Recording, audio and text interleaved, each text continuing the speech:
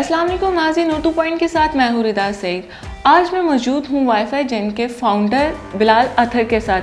आइए चल के इनसे बात करते हैं। अस्सलाम वालेकुम। वालेकुम सलाम रिदा, कैसी हैं आप? मैं बिल्कुल ठीक, आप बताएं कैसे हैं? मैं बिल्कुल खैरियत से हूँ। अच्छा बिलाल, मैंने कहीं पे देखा था कि आप फोर्ब्स 30 अंडर 30 में आपका नाम सर फहरिस्त था, तो उसके बारे में आप क्या बताएंगे? एक्चुअली फोर्ब्स, जैसे कि आप जानते हैं कि फोर्ब्स अमेरिका का one of the top magazines है। तो फोर्ब्स हर साल एक लिस्ट बनाता है 30 उन लोगों की जिनकी उम्र 30 से कम है और उन्होंने कुछ बहुत बड़ा अचीव किया अपने शोबे में। तो आई वॉज टोटली ऑनर्ड कि मुझे इस लिस्ट पे इस साल मेरा भी नाम आया। और पाकिस्तान से हम 2 लोग थे। बड़ी खुशी की बात है हमारे। अच्छा, तो मैंने आपका कहीं पे पढ़ा था कि आप पहले यहाँ मतलब इस टेक्नोलॉजी की फील्ड में आने से पहले आपका इंटरेस्ट म्यूज़िक में था और आप कभी ना कभी अपनी लाइफ में किसी कॉलेज और स्कूल से ड्रॉप आउट भी रह चुके हैं। हाँ, वो एक्चुअल में ये था कि मैं ड्रॉप होने की रीज़न ही ये थी कि मेरा शौक़ म्यूज़िक में था।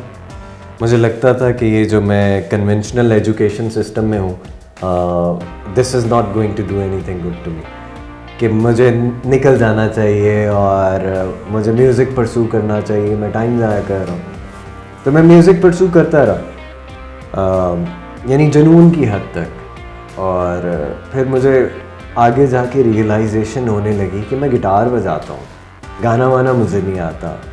और पाकिस्तान में एज अ गिटारिस्ट कोई बहुत बड़ी मार्केट भी नहीं थी उस टाइम। तो फिर ये भी है कि आपने कुछ कमाना भी है, कुछ बनना है अगर आपने लाइफ में। तो मैं परसिस्टेंट रह नहीं सका उसमें, आई गेव अप। तो फिर मुझे एक दोस्त मिला, उसने बताया कि नेटवर्क्स में आओ, इसमें काफ़ी अच्छा स्कोप है। तो मैंने स्टडी कंटिन्यू की, यानी सर्टिफिकेट्स की तरफ चला गया, लेकिन म्यूज़िक टोटली छोड़ा नहीं। म्यूज़िक कर रहा था कि शायद इधर कुछ हो जाए, कि वो एक उम्मीद होती है ना, लेकिन वो नहीं हो पाया। तो इवेंचुअली मैं फिर टेक्नोलॉजी में पूरी तरह से आ गया।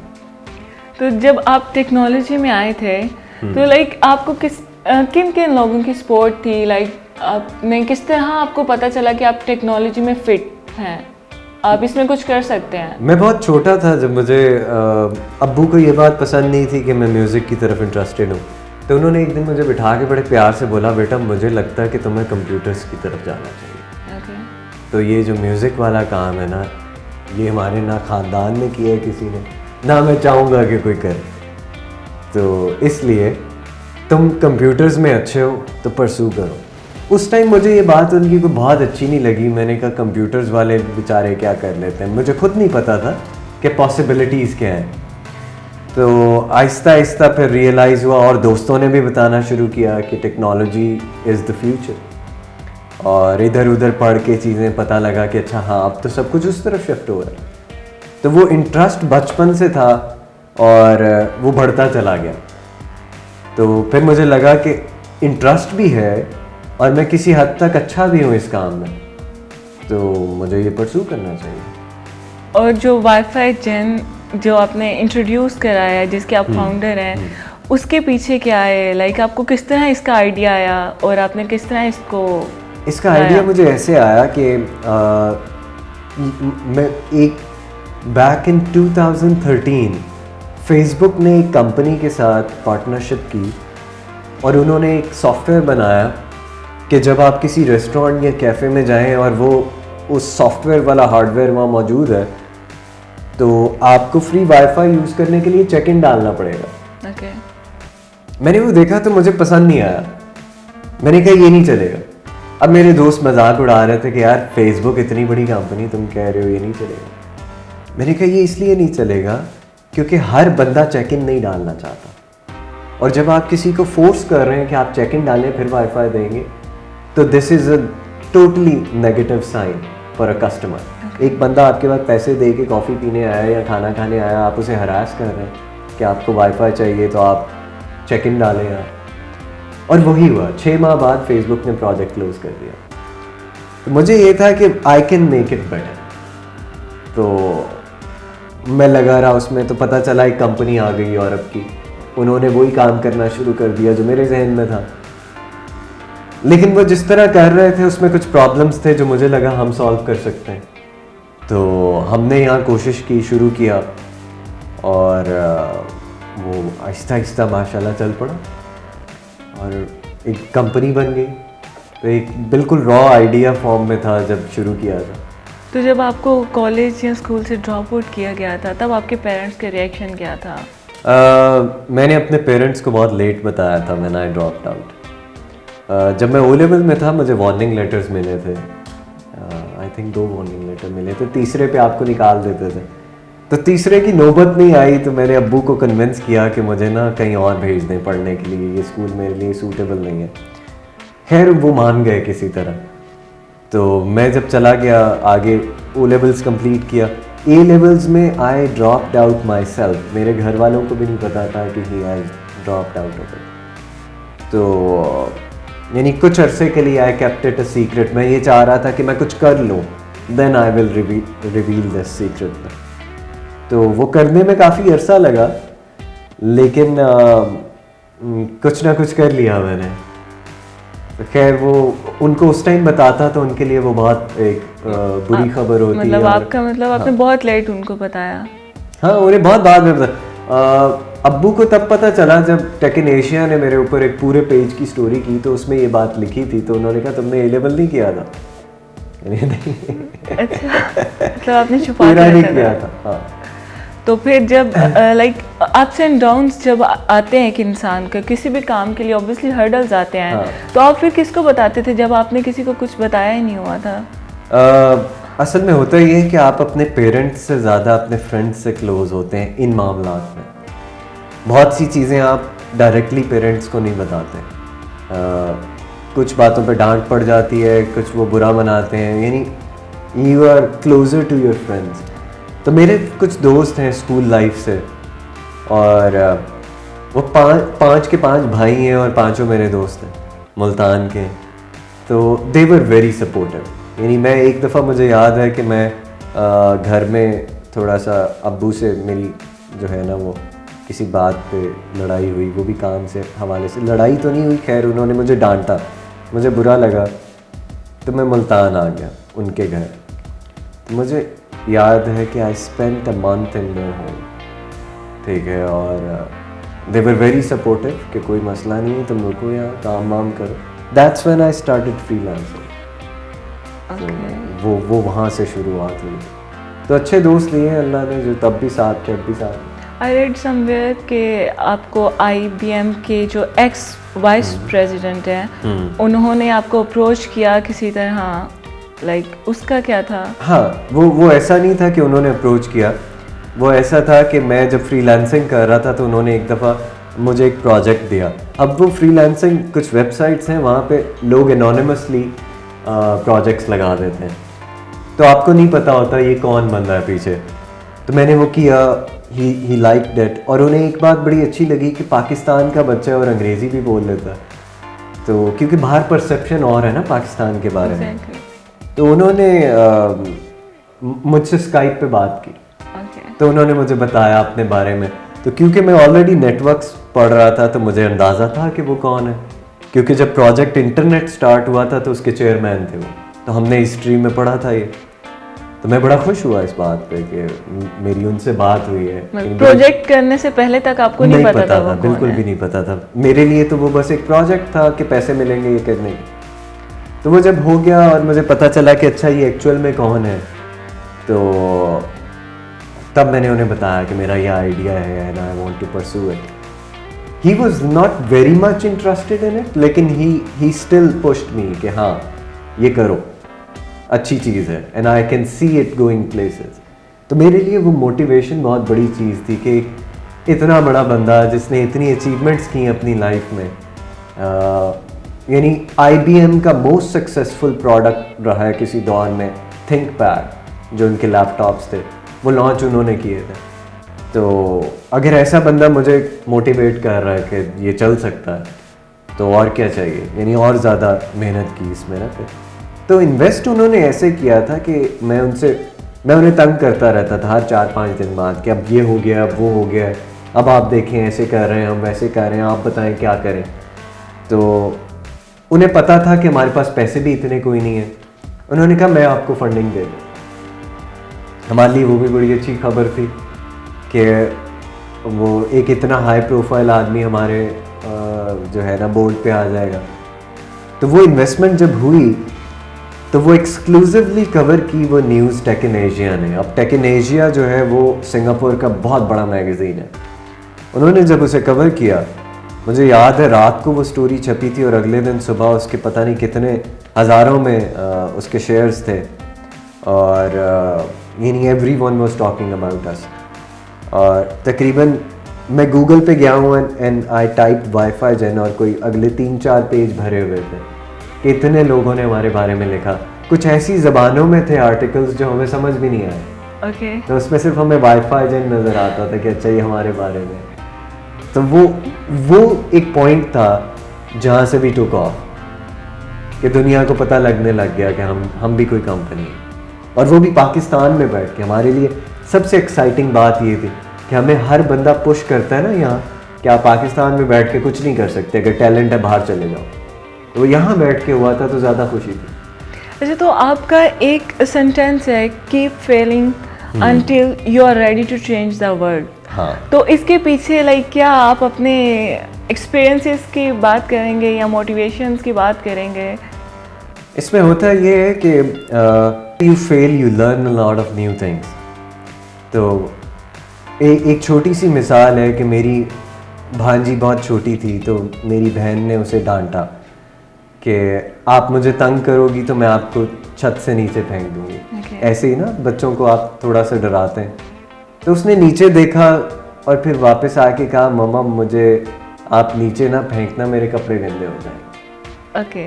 क्योंकि उसे नहीं पता था कि और भी कुछ हो सकता है। सही है, उसे यही था कि कपड़े गंदे होते हैं जब गिरते हैं, क्योंकि उसने चोट खाई नहीं ना कभी। तो जैसे जैसे आप फेल होते हैं आपका एक्सपोजर बढ़ता है, आपके अंदर रेजिलियंस आती है, आप कुछ हद तक इम्यून होते जाते हैं चीज़ों से। तो जितना आप फेल होंगे उतना आप ज़्यादा लर्न करेंगे, उतना आप ज़्यादा गेन करेंगे और आप अगली बार उन अपनी मिस्टेक्स को अवॉइड करते हुए दोबारा आएंगे।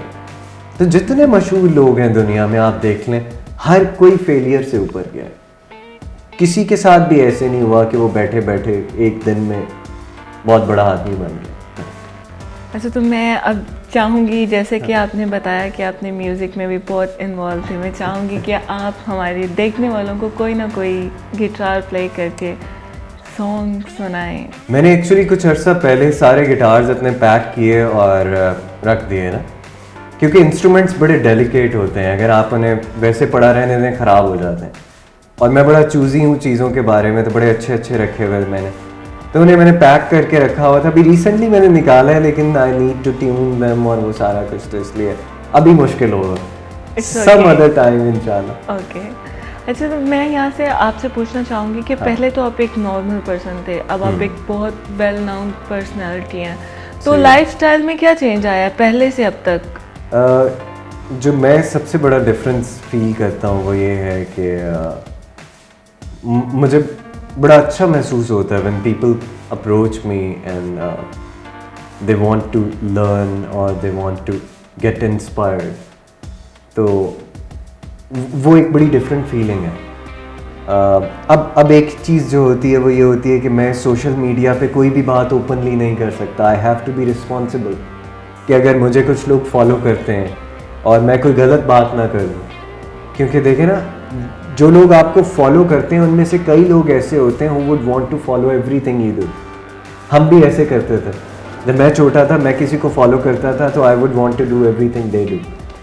तो सोशली बहुत रिस्पॉन्सिबल होकर चलना पड़ता है। बाहर भी कहीं मैं जा रहा हूँ तो अब मुल्क से बाहर जाता हूँ तो एक बड़ी रिस्पॉन्सिबिलिटी होती है, जिन्होंने बुलाया हुआ है कि पाकिस्तान को रिप्रेजेंट कर रहा हूँ मैं, तो I have to be very careful कि ये मुझे नहीं कहेंगे, जो भी कहेंगे पाकिस्तानी कह के कहेंगे।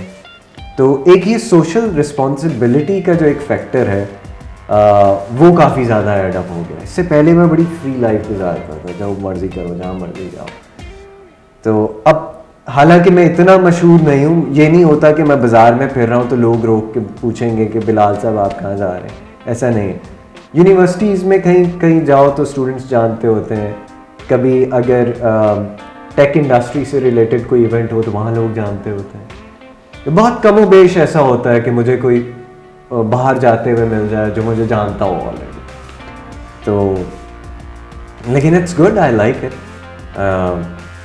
आई थिंक हर कोई चाहता है कि उसे कोई ना कोई रिकग्निशन मिले, तो आपको अच्छा भी लगता है, लेकिन एक सोशल रिस्पॉन्सिबिलिटी भी है। ओके, तो आपकी लाइफ में कोई इंस्पायरेशन?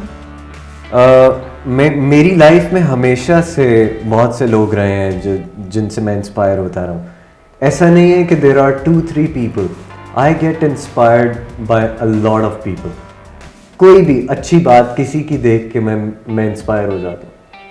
तो यानी इस तरह आई कैन ईजीली से कि every other day I get inspired by someone. तो ये शुरू से है ऐसा, ये अब से नहीं है, बचपन से अब तक। तो not like there is somebody I have the photo of in my house, but I follow a lot of people. अच्छा, मैंने पढ़ा था कि आपका सिंगापुर एयरपोर्ट पे भी कोई प्रोडक्ट है, उसके बारे में आप क्या बताना चाहेंगे? सिंगापुर एयरपोर्ट का हमारा जो पहला कस्टमर था ना इस पूरे रीजन में, that was Changi, Singapore airport. तो उनके साथ हमने एक पायलट किया था कि लेट्स डू इट और देखते हैं कि इसकी पोटेंशियल क्या हो सकती है। उसमें हमने शुरू किया, अभी भी है माशाल्लाह वहाँ। तो लेकिन उसमें कुछ चैलेंजेस थे, यानी वो हमें चाह रहे थे कि हम इसको और ज़्यादा रेवोल्यूशनाइज करें किसी तरह ना। तो टेक्नोलॉजिकल पॉइंट ऑफ व्यू से वो भी पॉसिबल नहीं था। Still the R&D is going on, some day we will achieve that. तो उसके बाद ये होगा कि it will grow in all Singapore. तो हाँ, और हमें उम्मीद है कि सम डे इंशाल्लाह इट विल। तो हमारे लिए बहुत बड़ी फीलिंग इसलिए थी, इवन सिंगापुर एयरपोर्ट का हमें अलाउ कर देना, अगर सिर्फ वो हमें अलाउ ही करते हम तब भी बहुत खुश होते। ये तो उन्होंने हमें ऑन बोर्ड लिया। उसकी वजह क्या थी कि सिंगापुर एयरपोर्ट दुनिया का टॉप एयरपोर्ट है when it comes to technology. वैसे इट्स 6th बिजिएस्ट एयरपोर्ट। तो इस तरह की क्रेडिबल जगह या इस तरह की क्रेडिबल कंपनी आपके कस्टमर होना एक बहुत बड़ी बात होती है। तो हमारे लिए ये भी एक बहुत बड़ी मोटिवेशन थी कि अगर हम वो कर सकते हैं तो हम और भी बहुत कुछ कर सकते हैं। ओके, एज एवरीवन नोज कि आप बहुत सक्सेसफुल पर्सन है इस एज में। तो जब आपको अप्स एंड डाउन्स आए थे तब आप कैसा फील करते थे? कभी गिव अप करने का सोचा था? कि now I am fed up, I have to give up? This is very natural. मैं समझता हूँ कि I am like everyone else when it comes to that. होता है, कोई भी अभी भी सेटबैक्स आते हैं, अभी भी ऐसा होता है। कई काम ऐसे हैं जो नहीं हो रहे होते जैसे आप चाहते हैं, तो एक फीलिंग आती है कि ये ऐसे क्यों नहीं हो रहा जैसे हम चाह रहे हैं। तो सिर्फ ये है कि अब इतनी हिम्मत आ गई हुई है फेस करने की प्रॉब्लम्स को, पहले इतनी नहीं थी। पहले ये था कि कभी मैं रो भी पड़ता था कि यार ये क्यों ऐसा हो रहा। तो और लेकिन अच्छी बात ये थी कि हिम्मत नहीं छोड़ी कभी। हाँ, कि बस ठीक है, चलो हो जाएगा। मैं शुरू से इस तरह का था। इवन हॉस्टल लाइफ में भी मेरा लाइफस्टाइल ये था कि मैं बड़ा केयरलेस था कि I wouldn't even think about कि मेरी जेब में पैसे कितने हैं। अगर मैंने कहीं अच्छी जगह से खाना खाना है, मैं ये नहीं देखूंगा कल के लिए क्या बच रहा है, मैं खा लूँगा, क्या है कोई बात नहीं और आ जाएगी। तो यानी वो शुरू से ना वो चीज़ थी कि it will happen, something will come around. नहीं तो वो होता है ना कि आप में माइंड में थोड़ा सा, हमारे बड़े भी बना देते हैं। हाँ, कि कल के लिए सोचो। मेरा ये था कि आज के लिए जियो, बस कल की खैर है, जो होना होता देख लेंगे। अब आके कभी महसूस होता है जब रिस्पॉन्सिबिलिटी आप पे आए ना, तो आप कल का भी सोचते हैं फिर। तो अब आके मैं कल का भी सोचता हूँ, लेकिन जो एक नेचर में जो चीज़ है कि जैसे वो चल रही है वो अभी भी वैसे ही चल रही है। ओके, तो आप उन स्टूडेंट्स को क्या कहना चाहेंगे एट द एंड के लाइक जो अपने फ्यूचर का डिसाइड नहीं कर पाते, जिनको धक्के से ही माँ बाप कभी डॉक्टर बना देते हैं, कभी इंजीनियर बना देते हैं, उनको आप क्या बात करना चाहेंगे जिससे वो मोटिवेट हो कि अपने ड्रीम्स अचीव कर सकें? इसीलिए मैंने बहुत फेलियर के बाद ये चीज़ सीखी है, बड़ा टाइम ज़ाया किया मैंने इस सारे काम में। तो मैंने जो चीज़ सीखी इससे वो ये थी कि जो मैं चाहूँगा हर शख्स अपने अंदर एक्सप्लोर करे। जो काम आप बगैर किसी इनकम के सोचे या बगैर किसी पैसे के, बगैर किसी मुआवजे के करके भी खुश हैं ना, that's what you should do. कि आपको कोई फिक्र नहीं होनी चाहिए कि अगर मैं ये करूँगा तो मैं शायद कम पैसे कमाऊँ, नहीं। अगर आपका दिल खुश है, अगर आप सेटिस्फाइड हैं वो काम करके, तो एक ना एक दिन आप उसमें बहुत सक्सेसफुल हो जाएंगे। ओके, तो मेरी थ्योरी तो ये है जो मैंने इतने सालों में सीखा, जो आप करना चाहते हो आपको वो करना चाहिए कि जो rather than प्रेशर में आके कुछ नहीं करना चाहिए। जो करना चाहते में भी आप ये देखें कि कौन सा ऐसा काम है जिसे करके आपको मज़ा भी आ रहा है और आपको उसके मुआवजे में कुछ नहीं भी मिल रहा, तो आप अफसुर्दा नहीं है, you are still enjoying it. Okay, तो वो काम है जो आपको एक ना एक दिन सक्सेसफुल बना देगा। अच्छा बिलाल, मैंने सुना था कि पंजाब में जो फ्री वाईफाई है उसमें भी आपका कोई रोल है, आपने भी उसमें कुछ किया है? पंजाब में जो अभी PITB पंजाब हुकूमत ने जो फ्री वाईफाई दिया है, इस प्रोजेक्ट में हमारा रोल ये है कि वैसे तो ये प्रोजेक्ट विन किया था PTCL ने, तो इसके लिए एक सॉफ्टवेयर चाहिए था उन्हें जो इस सारी चीज़ को मैनेज कर सके। कि जैसे यूज़र ने आना है, कनेक्ट करना है, उसने अपना डेटा इनपुट करना है, वो डेटा सिक्योरली कहीं जाना चाहिए और उसकी बेसिस पे उसे इंटरनेट मिलना चाहिए और इतने टाइम के लिए मिलना चाहिए।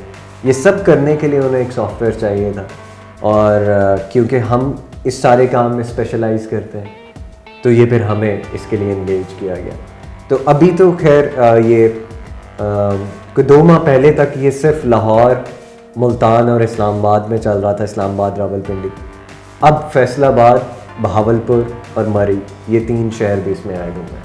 ओके, तो इंशाल्लाह आहिस्ता आहिस्ता शायद ये पूरे पंजाब में फैले। जी नाज़रीन, बिलाल अतहर ने आज बहुत सी बातें हमारे साथ ऐसी शेयर की अपनी पर्सनल लाइफ के बारे में और अपनी प्रोफेशनल लाइफ के बारे में, जिससे हम लोग ये सीख सकते हैं कि जो आपका दिल करता है आपको लाइफ में वही अचीव करना चाहिए, रादर देन पेरेंट्स के प्रेशर में आकर कुछ करना चाहिए। इसी के साथ अपनी होस्ट रिदा सईद को इजाज़त दीजिए। खुदा हाफिज़।